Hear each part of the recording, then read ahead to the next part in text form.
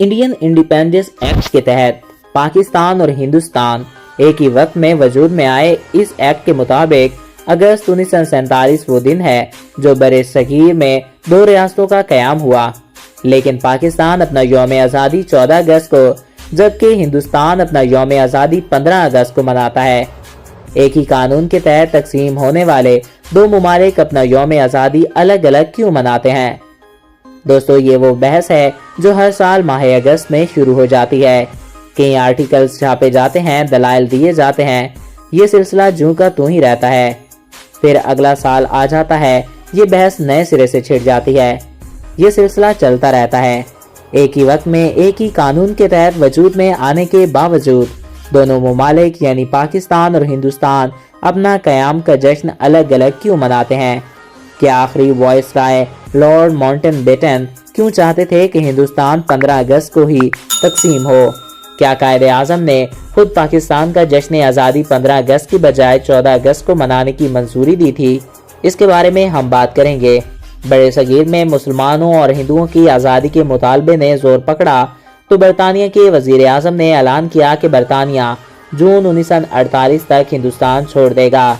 लेकिन फिर अचानक 15 अगस्त 1947 में ही अंग्रेज़ों ने हिंदुस्तान छोड़ने का फैसला कर लिया।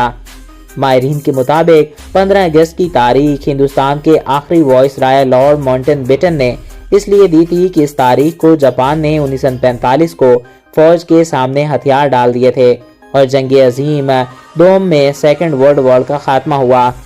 चूँकि माउंटबेटन ने इस जंग में साथी स्टीशिया कमांडर के सुप्रीम ऑर्डर कमांडर भी थे, इसलिए वो इस तारीख को अपने लिए खुशकिस्मत समझते थे। अब सबसे पहले इस बात का जायजा लेते हैं कि पाकिस्तान 15 अगस्त 1947 को वजूद में आया या 14 अगस्त 1947 को वजूद में आया। गुर्ज ऑफ पाकिस्तान 14 अगस्त 1947 को जारी हुआ।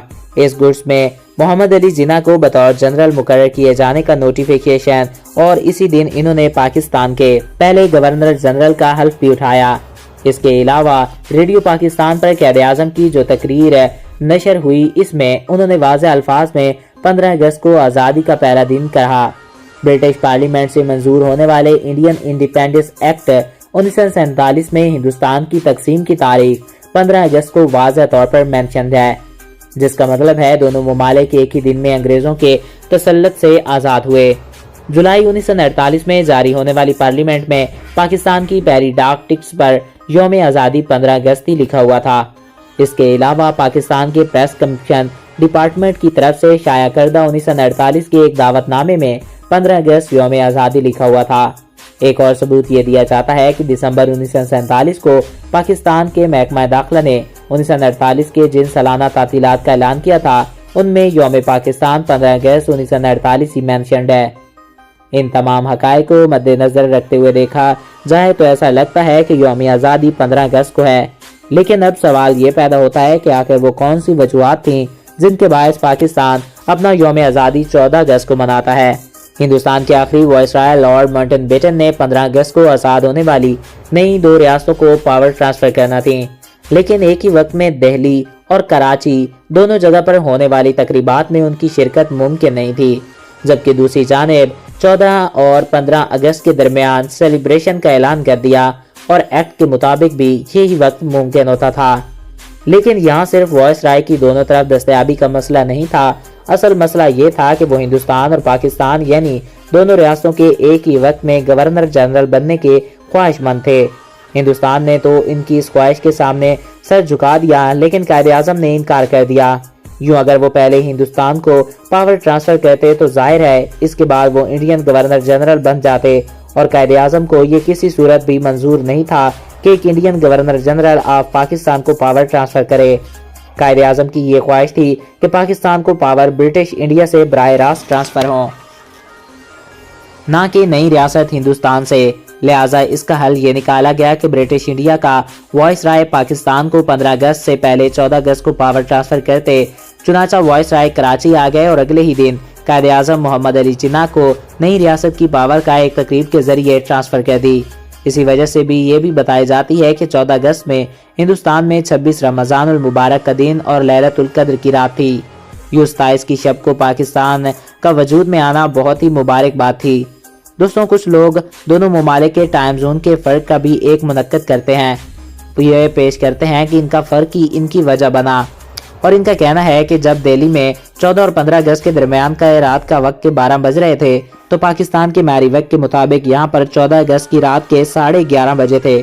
اس لیے پاکستان 14 اگست کو ہی یوم آزادی مناتا ہے، اس لیے اسی وجہ سے یہ کہنا صحیح نہیں ہے، کیونکہ ہندوستان کا ایک ہی معیاری وقت ہوا کرتا تھا اور پاکستان کا بھی اس وقت میں۔ یہ جو 30 منٹ کا فرق ہے جو کہ آج کل ہمیں دکھائی دیتا ہے، اس ٹائم زون کا آغاز 1951 سے ہوا تھا۔ کیا میں پاکستان کے اگلے سال یعنی 1948 کے اوسط میں وزیر اعظم لیاقت علی خان کے سربراہی میں ایک کیبننگ میٹنگ منعقد ہوئی۔ میٹنگ سے فیصلے کیا گیا کہ پاکستان کا پہلا یوم آزادی 15 اگست کی بجائے 14 اگست 1948 کو منایا جائے گا۔ اس دن تمام سرکاری دفاتر پاکستانی پرچم پر لہرائیں گے اور سرکاری تقریبات کا انعقاد کیا جائے گا۔ اس میٹنگ کی ایک سمری تیار کی گئی اور اسے قائد اعظم محمد علی جناح کو ارسال کیا گیا۔ قائد اعظم نے کیبنٹ میٹنگ سے بھیجی گئی سمری کو منظور کر لیا۔ اس فیصلے کے پیچھے یہی وجہ ہو سکتی ہے کہ 1948 کو اتوار تھا، چونکہ اتوار کے وقت چھٹی ہوتی ہے تو سرکاری دفاتر میں جشن آزادی کا انعقاد ممکن نہ ہو پاتا۔ 1948 کے بعد آنے والے سالوں میں ان تقریبات کو 15 اگست کی بجائے 14 اگست منعقد کرنے کا فیصلہ مورخین کے مطابق قائد اعظم کا ہی ہے۔ 14 اگست کو آزادی کے حوالے سے ایک اور اہم بات یہ بھی ہے کہ کشمیر میں ٹوگرا راج کی تحریک چل رہی تھی۔ اس جدوجہد کے ابتدائی 13 جولائی 1931 سے ہوئی تھی، جب سری نگر جیل میں فائرنگ کر کے درجنوں کشمیریوں کو شہید کر دیا گیا۔ اس واقعے کے ایک ماہ بعد یعنی 14 اگست 1947 کو علی گڑھ میں کشمیریوں کے حق کے ایک عظیم جلسہ ہوا۔ اس جلسے میں شاعر علامہ محمد اقبال بھی شریک تھے۔ اس میں فیصلہ ہوا کہ 14 اگست ہر سال کشمیر ڈے منایا جائے گا۔ یہ سلسلہ 1947 تک چلا۔ کچھ لوگوں کا کہنا ہے کہ شاید یہ بھی ایک وجہ ہو کہ قائد اعظم نے پاکستان کو یوم آزادی 15 کی بجائے 14 اگست کو منانے کی منظوری دی۔ کچھ ماہرین کے مطابق کچھ وقت آفیشیل کے پیش نظر شاید یہ بات بھی تھی کہ دو قومی نظریے کی بنیاد پر حاصل کیے گئے ان ممالک کا جداگانہ تشخیص ضروری ہے، اس لیے یہ فیصلہ کیا گیا کہ پاکستان ہندوستان سے ایک دن پہلے جشن آزادی منائے گا۔